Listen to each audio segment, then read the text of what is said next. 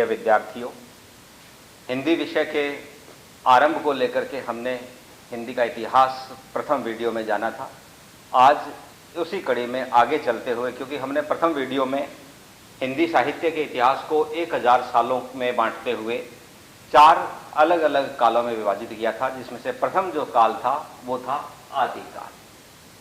अब जो काल विशेष है या जो नामकरण किया गया, उस कालखंड के अंदर क्या खास बातें चल रही थी, उस समय का परिवेश कैसा था, उस समय की परिस्थितियां कैसी थी, इसके बारे में एक अलग से प्रश्न बनता है, आदिकाल की परिस्थितियां। और एक नया प्रश्न और बनता है, आदिकाल की प्रवृत्तियां। इन्हीं प्रवृत्तियों के संबंध में आज हम ये वीडियो लेकर के आए हैं। डॉक्टर राधाकृष्ण गर्ल्स कॉलेज सदैव हम इस बात के लिए जाना जाता है कि वो अपने विद्यार्थियों को बेहतर क्या दे सकता है और कितना बेहतर दे सकता है। इसी कड़ी के अंदर आज का मैं ये वीडियो लेकर के आपके लिए उपस्थित हुआ हूँ। सभी को एक बार पुनः नमस्कार। आदिकाल की प्रवृत्तियाँ, प्रवृत्ति को हम समझ सकते हैं कि व्यवहार, हमारे आसपास का जो परिवेश होता है, उस परिवेश में किस समय क्या घटनाक्रम चल रहा होता है। तो कवि जो मन होता है, जो उस बात को बताना चाहता है, वो किस तरीके से अपनी लेखनी का प्रयोग करता है, कैसे अपनी बात लोगों तक पहुंचाता है, या उस लेखनी के माध्यम से वो वास्तव में उस पूरी मनोदशा का वर्णन करता हुआ, परिस्थिति का वर्णन करता हुआ जो लिखता है, उसी को हमने नाम दिया है प्रवृत्तियां, व्यवहार। और इस सारे साहित्य के अंदर जो लगभग आपको बताया था, लगभग भी नहीं, 1050 विक्रम संवत से लेकर 1375 विक्रम संवत,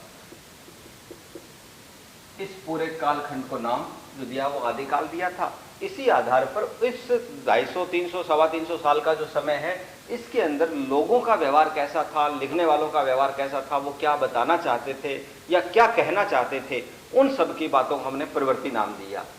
जैसा कि पहला प्रथम आपको यहाँ पे दिखाई दे रहा है, ऐतिहासिकता का अभाव।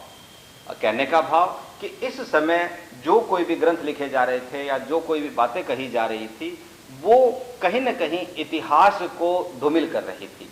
इतिहास का मतलब है वैसा निश्चित रूप से था, जो वर्णन हम पढ़ रहे हैं, जो वर्णन हम जान रहे हैं, वैसा निश्चित रूप से था। लेकिन यहाँ इन ग्रंथों के अंदर जो आदिकाल के अंदर लिखे जा रहे थे, खास करके रासो परंपरा के जो काव्य हैं, जैसे पृथ्वीराज रासो है या खुमान रासो है या परमाल रासो है, तो ऐसे जितने भी हैं, उन सब के अंदर कहीं ना कहीं ये था कि वो इतिहास के अंदर तिथियों से मेल नहीं खाते। उन्होंने जो बात कही उसका और वास्तविक इतिहास में कहीं ना कहीं थोड़ा बहुत अंतर है।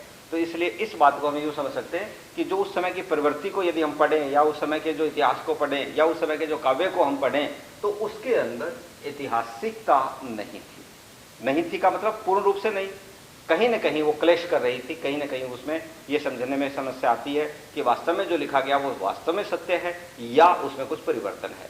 तो दोनों चीज़ों को यदि हम साथ लेकर के चलें, तो इन ग्रंथों में एक समस्या ये आ रही है कि उनमें पूरी बातें जो बताई गई है वो पूर्ण रूप से सत्य नहीं है। तो इतिहास से संबंधित जो तिथियां हैं, जो घटनाएं हैं, जो व्यक्ति का नाम विशेष है, वो कहीं ना कहीं आपस में तारतम्य नहीं बिठा पाते, उनका मेलजोल नहीं हो पाता। तो इस रूप में ये पहला हमारा जो पॉइंट बनता है वो इसी रूप में बनता है कि इन आदिकाल की जो प्रवृत्तियां हैं, उनके अंदर जो लेखन कार्य चल रहा था, उसमें इतिहास सम्मत बातें सारी सही नहीं थी। कहीं ना कहीं उसमें थोड़ा परिवर्तन हो रहा था या आज की स्थिति के साथ उसका मेल नहीं हो रहा था। दूसरा जो हमारा पॉइंट है वो है युद्धों का सजीव वर्णन। आप बेहतर जानते हैं कि जो कोई घटनाक्रम हमारे सामने होता है या जिस घटना के हम साक्षी होते हैं, उस घटना का वर्णन करना बड़ा आसान होता है। और जैसा कि इस समय हमने इसको नाम भी दिया है, पूरे काल को वो नाम दिया है वीर गाथा काल। आदिकाल का ही एक नाम वीर गाथा काल है। तो वीरों की गाथा, वीरों की बात, वीरता का वर्णन, ये सब बातें उसमें चल रही थी। तो क्योंकि जो चारण कवि थे उस समय के, जो राजा के अधीन रह करके या उनके आश्रय में रह करके उनके विरुद्ध गाते थे, उनकी बड़ाई गाते थे, वो केवल कलम से ही नहीं लिखते थे, बल्कि उनको तलवारबाजी का भी, या यूँ कहें कि तलवार चलाने की कला में भी वो कुशल थे और राजा के साथ कंधे से कंधा मिला करके युद्धों में साथ लड़ते थे। लेकिन राजा का उत्साह भी बढ़ाना जरूरी था। तो इसलिए वो ऐसे साहित्य की रचना कर रहे थे जिनके अंदर राजा का उत्साह और ज्यादा बढ़ता रहे, उसका हौसला बढ़े। इसके लिए जितने भी आपको इस काल के वर्णन मिलेंगे वो युद्धों के मिलेंगे, क्योंकि जो उस समय के राजा थे वो परस्पर एक दूसरे से लड़ाई करते थे, या यूं कहें कि अपने साम्राज्य के विस्तार के लिए युद्ध करते थे। तो ऐसे राजाओं को बार बार और ज्यादा हौसला बढ़ाने के लिए वो वर्णन करते थे। तो उनका वर्णन इतना शानदार है तो आपको लगेगा कि वास्तव में ये युद्ध साक्षात हमारे सामने हो रहा है। ये इनकी खास थी, एक शैली विशेष थी। उस शैली के अंतर्गत तो वो युद्धों का ऐसा वर्णन करते थे जो दृश्य सामने बनता हुआ दिखता है, चित्रित सा हो जाता है। इससे बढ़िया वर्णन युद्धों का बाद के काल में इतना नहीं हो पाया।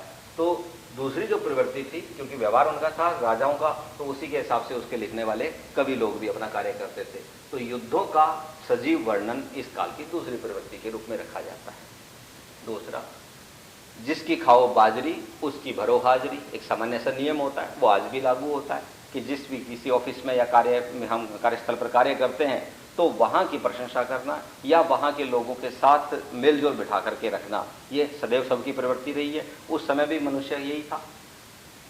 आश्रयदाता जो राजा थे, उन राजाओं के प्रशंसा के लिए गीत लिखे गए और इतने बढ़ा चढ़ा करके गीत लिखे गए जो अतिशयोक्ति तक पहुंच गए। बात जो सामान्य सी भी थी तो उसको भी बढ़ा चढ़ा करके, और यहाँ तक कि उस समय जो उनके राजा थे जिनके अधीन वो रहते थे, उन राजाओं को कृष्ण का, राम का, हनुमान का ऐसे ऐसे अवतार के रूप में उनको दिखा करके उनकी प्रशंसा के गीत इस समय में लिखे जा रहे थे। तो आश्रयदाताओं का प्रशंसा गान ये इस काल की तीसरी प्रवृत्ति के रूप में।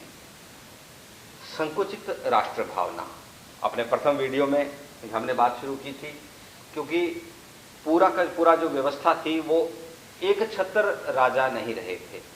जो हर्षवर्धन की समाप्ति हुई 6ठी-7वीं शताब्दी के बाद में, उसके बाद में छोटे छोटे अलग अलग राजा, यानी कि यूं कह सकते हैं कि लगभग 20-50 किलोमीटर का यदि एरिया कवर करें हम, या यूं कहें कि 20-50 गाँव को मिला लें तो इतने का ये अपने आप में राष्ट्र बन जाता था। ठीक उसी क्रम में कोई अगले 30 कोस पर दूसरा राजा है, चौथे कोस पर दूसरा राजा है, पूरे क्षेत्र के अंदर ये बदली हुई व्यवस्था थी। तो आप आज़ादी का भी यदि हम देखें तो पहले भी वीडियो में बताया था आपको कि 562 देशी रियासतें थी, तो यानी कि 562 राष्ट्र थे अपने आप में। तो वो केवल अपने लिए लड़ते थे। तो निश्चित रूप से जब एक छत्र कुछ भी नहीं था या एक साम्राज्य नहीं था तो सबकी भावना थी वो राष्ट्र अपने अपने राष्ट्र के प्रति थी, तो और क्षेत्र उसका सीमित था। तो इसलिए संकुचित राष्ट्र भावना इस काल की विशेष प्रवृत्ति है। तो क्योंकि वो केवल अपने राजा की प्रशंसा करते थे, अपने क्षेत्र की प्रशंसा करते थे, तो इसी क्रम के अंदर वो छोटे छोटे जो राजा थे, जो छोटे छोटे उनकी रियासतें थी, वो आपस में ही लड़ते भिड़ते रहते थे। उन्हें समृद्ध होने का या एक साथ रहने का अवसर उनको नहीं मिल पाया, कारण कि सब एक दूसरे को नीचा दिखा करके स्वयं आगे बढ़ना चाहते थे। और शायद यही एक कारण रहा कि हम पर बाहर के लोगों ने आक्रमण करना शुरू किया और विदेशी आक्रांताओं को इसका लाभ मिला कि हम आपस में लड़ रहे थे तो हमारी शक्ति निश्चित रूप से कमजोर थी, ऊपर से वो वहां से आ रहे थे तो पूरे दल बल के साथ आ रहे थे, और हमारी आपसी लाग लपेट का फायदा उठाते हुए उन्होंने धीरे धीरे पूरे अखंड भारत को जो था उसके ऊपर कब्जा करना शुरू कर दिया। तो ये यहाँ एक बड़ी मुश्किल स्थिति थी हमारे लिए कि इस काल के अंदर हमारा जो राष्ट्र है वो एक समृद्ध राष्ट्र या एक जुट राष्ट्र नहीं था, बल्कि छोटे राष्ट्रों के अंदर बंटे हुए थे। तो इसलिए सीमित क्षेत्र के अंदर होने के कारण हम बाहरी ताकतों का आसानी से मुकाबला नहीं कर पाए। इसके बाद जैसा कि यहाँ आया था ऐतिहासिकता का भाव, उसी से मिलता जुलता है प्रामाणिकता में संदेह। ये 5वीं प्रवृत्ति है। प्रामाणिकता का मतलब जो बातें लिखी गई है वो प्रामाणिक है या नहीं, उनका कोई प्रमाण भी है या नहीं। तो संदेह शब्द का प्रयोग किया है हमने, वो उनमें से आधी सच है और आधी झूठ है। तो सारी बातें अक्षरश हम नकार नहीं सकते और सारी बातों को उनमें लिखी हुई, इन ग्रंथों में लिखी हुई को सारी बातों को अक्षरश स्वीकार भी नहीं कर सकते।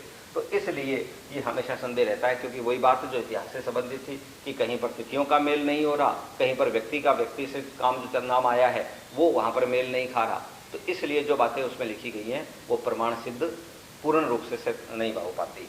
इसलिए यहाँ संदेह शब्द का हमने प्रयोग किया कि जो बातें इन ग्रंथों में लिखी गई हैं वीरगाथा काल के दौरान, तो क्या वो वास्तव में सही है, तो वो संदेहशील रहेगी। ये इसकी 5वीं प्रवृत्ति। तो अगला जो हमारा बिंदु है वो है कल्पना की प्रचुरता, कल्पना की अधिकता। तो इन ग्रंथों के अंदर क्योंकि राजाओं की प्रशंसा का भी गान हो रहा था, राजाओं की बड़ाई की जा रही थी, तो वहां पर कल्पना का सहारा इतना लिया गया कि वो यथार्थ जीवन के साथ कहीं उसका मेल नहीं होता। इस कड़ी में यदि हम देखें तो पृथ्वीराज रासो है या खुमान रासो है या इसी कड़ी के और भी बहुत सारे ग्रंथ हैं जिनके अंदर कल्पना की इतनी प्रचुरता है या कल्पना शक्ति का इतना अधिक प्रयोग किया गया है कि सामान्य व्यक्ति के बारे में वो चीज़ें प्रकट नहीं हो पाती।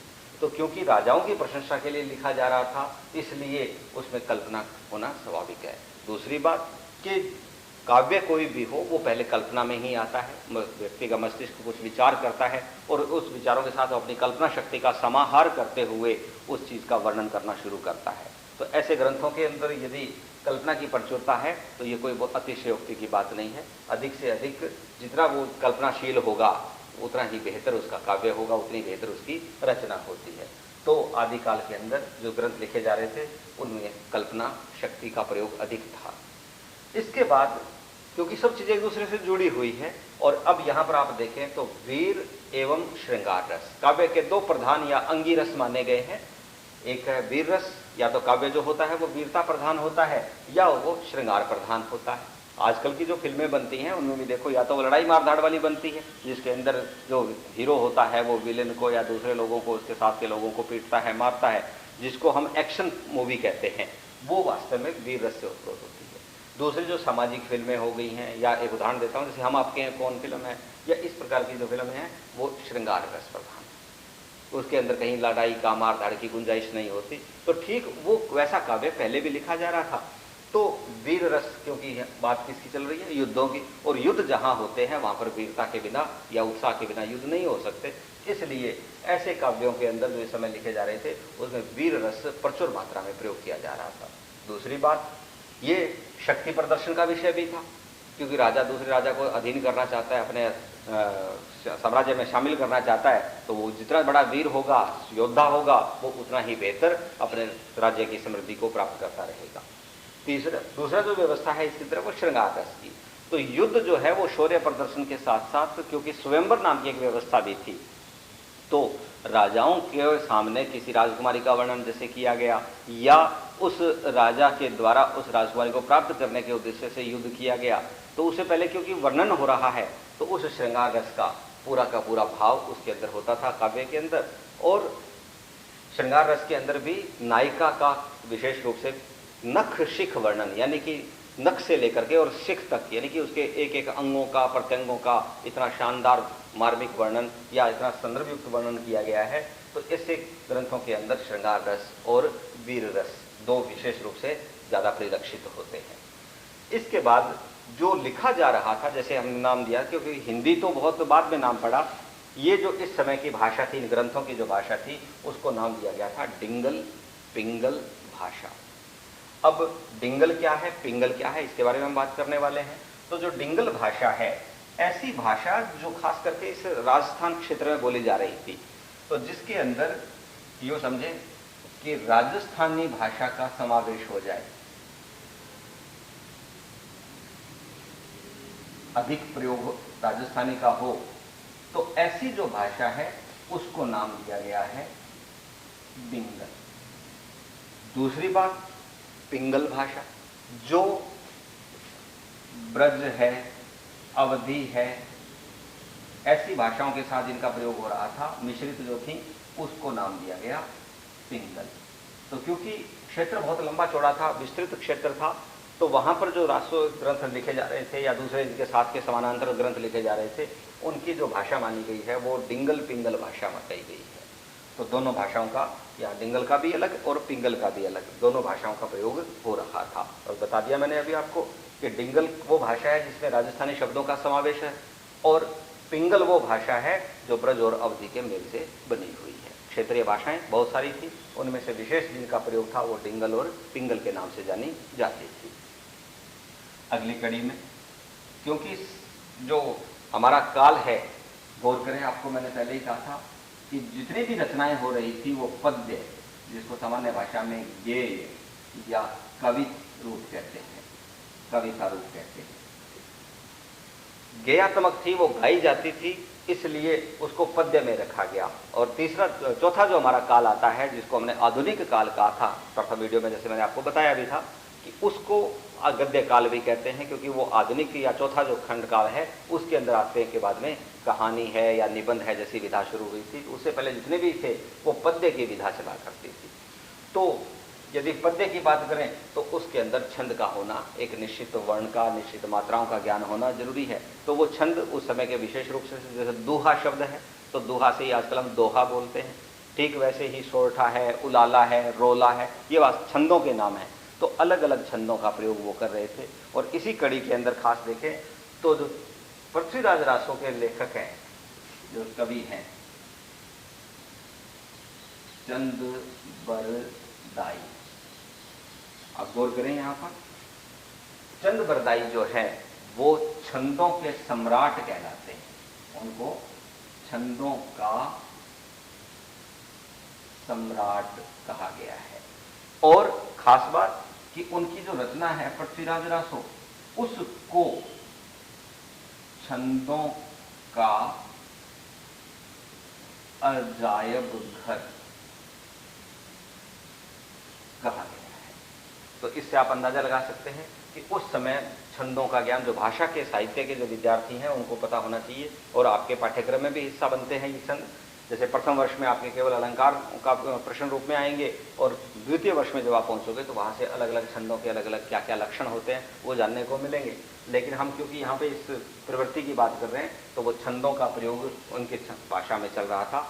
वो कविताएं होने के कारण, गेय होने के कारण और पद्य होने के कारण छंदों के बिना कोई रचना नहीं हो रही थी। और आखिरी कड़ी में जब हम पहुंचते हैं, अलंकार, जैसा कि नाम से है, अर्थ हम करते हैं अलंकार का आभूषण, गहना। तो जैसे शरीर को सजाने के लिए हम भांति भांति के आभूषण धारण करते हैं, ठीक उसी प्रकार से कविता रूपी कामिनी के सजाने के लिए, संवारने के लिए अलंकारों का प्रयोग होता है। और अलंकार जो है उनकी यदि हम बात करें तो किसी का नाम उपमा, किसी का नाम रूपक, इस क्रम में उत्प्रेक्षा। और इसी कड़ी के अंदर जो सबसे महत्वपूर्ण और इस काव्य की प्रवृत्ति के रूप में रहा, उसका नाम था अतिशयोक्ति। ये अलंकारों के नाम हैं। तो इनके माध्यम से अपने कथ्य को बड़ा ही सहज और बहुत ही भावपूर्ण बनाने का प्रयास किया जाता था। ऐसा भी नहीं कि वो प्रयास जानबूझ के करते थे, वो तो अपनी बात कहते थे और उसके अंदर वो चमत्कार, वो अलंकारिकता स्वतः ही प्रविष्ट हो जाती थी। उनके कहने का ढंग ऐसा था, उनके गाने का तरीका ऐसा था कि वो कविता है, उनका जो गीत है, उनका जो पद्य है, वो बेहतर तरीके से लोगों को संप्रेषित हो जाता था। तो अलंकारों का स्वाभाविक प्रयोग कहने का अर्थ है वो तो अपनी बात कह रहे थे और अलंकार उसके अंदर स्वतः ही समाहित होते जा रहे थे। उन समय के विशेष रूप से जो जिस बात करता हूँ अलंकार की, वो है अतिशयोक्ति। नाम से ही पता चल रहा है, अतिशय उक्ति। तो किसी घटना का, किसी बात का, किसी वृत्तांत का अतिशय बढ़ करके उक्ति, कथन करना, वर्णन करना। इस क्रम में क्योंकि युद्धों का भी वर्णन हो रहा था, श्रृंगार की भी बातें हो रही थी, राजा की प्रशंसा का भी गीत हो रहा था, युद्धों का वर्णन हो ही रहा था, तो ऐसे सब होने के कारण यहाँ पर सबसे ज्यादा जो अलंकार पाया जाता है वो है अतिशयोक्ति। तो इस क्रम में देखा जाए तो पूरी की पूरी जो हमारी प्रवृत्तियां हैं या पूरे की पूरी जो व्यवस्था है उस समय के जो काव्य में पाई जा रही थी या मिल रही हैं आज भी, तो वो इन प्रसंगों के अंतर्गत या इन टॉपिक्स के अंतर्गत हम नरेट करते हैं। तो एक बार पुनः दोहरा रहा हूं मैं, ऐतिहासिकता का अभाव, दूसरा युद्धों का सजीव वर्णन, तीसरा आश्रयदाताओं का प्रशंसा गान, संकुचित राष्ट्र भावना, प्रामाणिकता में संदेह, कल्पना की प्रचुरता और अधिकता, वीर एवं श्रृंगार रस की प्रधानता, पिंगल पिंगल भाषा, विविध छंदों का प्रयोग, अलंकारों का स्वाभाविक प्रयोग। इस तरीके से इस समय की प्रवृत्तियों की हम बात करते हैं। तो निष्कर्ष रूप में ये कह सकते हैं कि उस समय जो परिवेश में उन लोगों को दिखाई दे रहा था, कवियों को, जो उनके आसपास की घटनाएं हो रही थी, उनको वो किस लहजे के साथ, किस तरीके के साथ वर्णित कर रहे थे, उन सब बातों को प्रवृत्तियों के माध्यम से हमने आज समझाने का प्रयास किया है। वीडियो को आप लाइक करें, शेयर करें, कमेंट जरूर करें और सब्सक्राइब करें। अगली कड़ी के अंदर जो भी आपके सामने की वीडियो होगा उसकी सूचना आपको बार बार मिलती रहे, हर बार मिलती रहे, इसके लिए जो बेल का बटन है वो जरूर दबाएं। बहुत बहुत धन्यवाद। जय हिंद, जय विद्यार्थी।